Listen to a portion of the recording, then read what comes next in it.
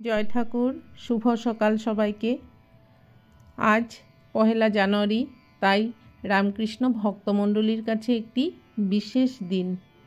তো আমি কিছুদিন আগে কাশীপুর উদ্যানবাটিতে গিয়েছিলাম।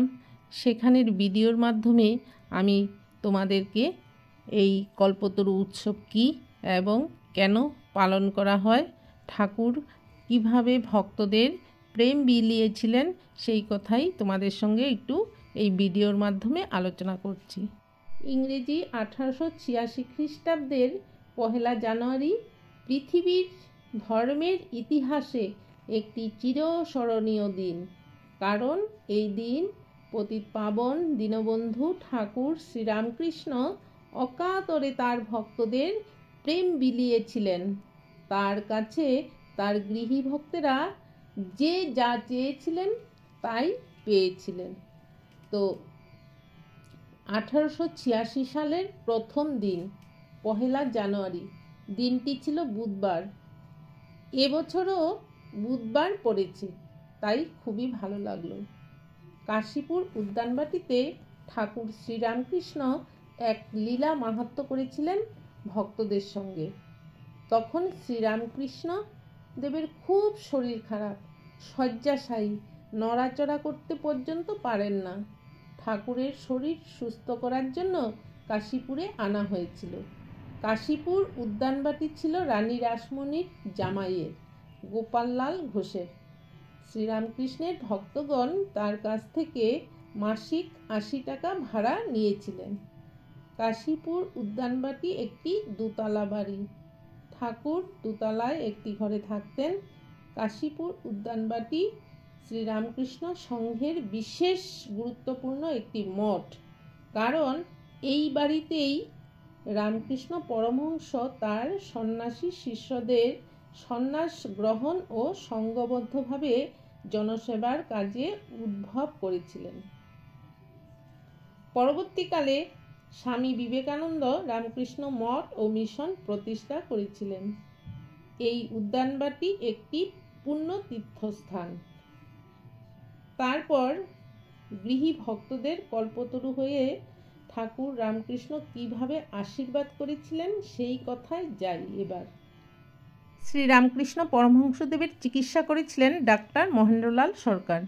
সেই ডাক্তারের কড়া নির্দেশে আর ত্যাগী সন্ন্যাসী ভক্তদের তত্ত্বাবধানে দীর্ঘ 1 মাস ঠাকুর গৃহবন্দী ছিলেন। কোনো ভক্ত আসলে তাকে ঠাকুরের সঙ্গে দেখা করার বারণ ছিল, কারণ ঠাকুরের শরীর খুবই খারাপ ছিল। তারপর 1886 সন পহেলা জানুয়ারি ঠাকুরের শরীর একটু সুস্থ বোধ করেছিলেন।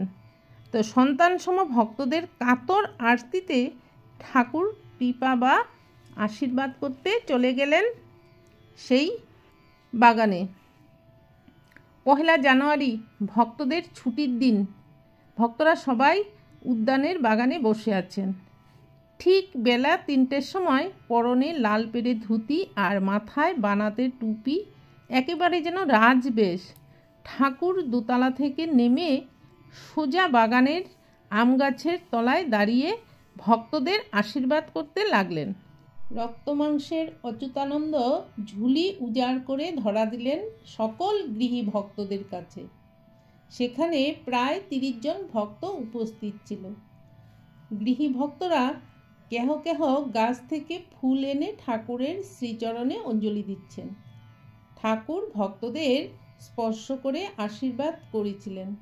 ঠাকুর ভক্তদের স্পর্শ করা মাত্রই প্রত্যেকেরই মনেই ইচ্ছা পূরণের এক আশ্চর্য প্রতিফলন ঘটতে থাকে। কোনো কোনো ভক্ত হাসছে, আবার কেহ কেহ কাঁদছে। জনৈক ভক্ত চিৎকার করে বলে উঠছে, ওরে তোরা কে কোথায় আছিস, শিগগিরই আয়, আজ আমাদের ঠাকুর কল্পতরু হয়েছেন। ঠাকুর আশীর্বাদ করছেন, তোমাদের চৈতন্য হোক। আহা, এ যেন আত্মার সাথে পরমাত্মার এক হয়ে যাওয়া। এতদিন রামচন্দ্র দত্ত আর গিরিশ ঘোষেরই বিশ্বাস ছিল অবতার তত্ত্বের। ঠাকুর যে অবতার, এতদিন গিরিশ ঘোষ আর রামচন্দ্র দত্তই বিশ্বাস করেছিল। আজ কাশীপুর উদ্যানবাটিতে এই মুহূর্তে আর কারোরই সন্দেহের অবকাশ রইল না। ঠাকুর আসলে কে? সকলেই আধ্যাত্মিকতার সাগরে ডুবে গেলেন। ঠাকুরের প্রিয় ভক্ত রামচন্দ্র দত্ত হিন্দু পুরাণের বর্ণিত কল্পতরু নামে আখ্যা দিয়েছিলেন ঠাকুরকে। সেই থেকেই এই 1 জানুয়ারি রামকৃষ্ণ ভক্তমণ্ডলীর কাছে কল্পতরু উৎসব নামে পরিচিত। গিরিশ বলেছিলেন, তুমি আর কেউ নও, নররূপধারী পূর্ণব্রহ্ম ভগবান, আমার মতো পাপীদের উদ্ধার করতে নেমে এসেছ। গিরিশের এই মন্তব্যের প্রত্যুত্তর করলেন ঠাকুর, তুমি এর বিষয়ে কি জানো? ঠাকুর কখনো নিজেকে আমার বা আমি বলতে পারতেন না, এর বলে সম্বোধন করতেন। তখন গিরিশকে বললেন, তুমি এর বিষয়ে কি জানো? গিরিশ বললেন, ব্যাস বাল্মীকি তোমার বিচার করতে পারেনি, আমি আর কি বলবো। তারপর ঠাকুর সমাধিস্থ হয়ে উপস্থিত সকল গৃহী ভক্তদের আশীর্বাদ করলেন, তোমাদের চৈতন্য হোক। যেই রাম সেই কৃষ্ণ, কলিতে রামকৃষ্ণ, তিনি এই দিন বাঞ্ছা কল্পতরু হয়ে সবাইকে কৃপা করেছিলেন, এখনো করে থাকেন। ভক্তেরা সেই সুযোগ কি ছাড়তে পারে? পঞ্চদশকের দশক থেকে কাশীপুর উদ্যানবাটিতে এই কল্পতরু উৎসব পালিত হয়ে আসছে। ঠাকুর এইভাবে লীলা করবেন, তো এই কথা ঠাকুর নিজেও মুখে বলে গিয়েছিলেন যে আমি যাওয়ার আগে হাটে হাঁড়ি ভেঙে দিয়ে যাব। তাই এই দিনটি আমাদের কাছে, 1 জানুয়ারি দিনটি আমাদের কাছে একটি বিশেষ দিন রামকৃষ্ণ ভক্তমণ্ডলীর কাছে। সেই দিনটি বিশেষভাবে আমাদের ঠাকুর কল্পতরু হয়েছিলেন। যে যা চেয়েছিল সকল ভক্তদের কৃপা করেছিলেন ঠাকুর। ঠাকুর সব সময় আমাদের কাছে কল্পতরু, তো তাই ঠাকুর নিত্য কল্পতরু। জয় ঠাকুর, জয় মা, জয় স্বামীজি। ঠাকুরের গৃহী ভক্ত রামচন্দ্র দত্ত কেন এই দিনটিকে কল্পতরু উৎসব নাম দিল, আর কল্পতরু কি, এই কথা আমি এখন বর্ণনা করছি। তো কল্পতরু মানে সমুদ্র মন্থনের সময় অমৃত, লক্ষ্মীদেবী, ঐরাবত, কৌস্তুভমণি ইত্যাদি উঠে এসেছিল, সঙ্গে একটি বৃক্ষ উঠে এসেছিল। সেই বৃক্ষটির নাম হচ্ছে পারিজাত বৃক্ষ। এই বৃক্ষটি দেবরাজ ইন্দ্রের নন্দকাননে শোভাবর্ধন করছিল এবং সেখান থেকে শ্রীকৃষ্ণের স্ত্রী সত্যভামার আবদারে পৃথিবীতে নিয়ে আসেন। পাণ্ডবদের মাতা কুন্তির চিতাভস্ম থেকে জন্ম নেয় এই পারিজাত বৃক্ষ। এই পারিজাত বৃক্ষকেই বলা হয়েছে কল্পতরু। অর্থাৎ সেই বৃক্ষের কাছে যা চাওয়া হয় তাই পাওয়া যায়, ভালো খারাপ যা কিছু চাওয়া হয় তাই পাওয়া যায়। তাই ঠাকুর বলতেন, লাউ কুমড়ো চাষ নেই। স্বামী ব্রহ্মানন্দের কথা, দেবত্ব চাইলে দেবত্ব পাবে, আর পশুত্ব চাইলে পশুত্ব পাবে।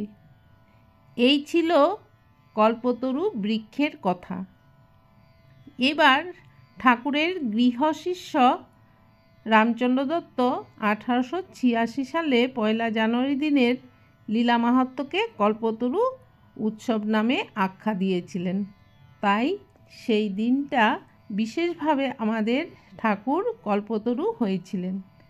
যে যা চেয়েছিলেন সকল ভক্তকে ঠাকুর কৃপা করেছিলেন। সব সময়ই ঠাকুর আমাদের কাছে কল্পতরু। জয় রামকৃষ্ণ। আজ হয়েছেন ঠাকুর মোদের কল্পতরু ভগবান, ধর্ম অর্থ কাম মোক্ষ করছেন অকাতরে দান। আজ হয়েছেন ঠাকুর মোদের কল্পতরু ভগবান। জয় ঠাকুর, জয় ঠাকুর।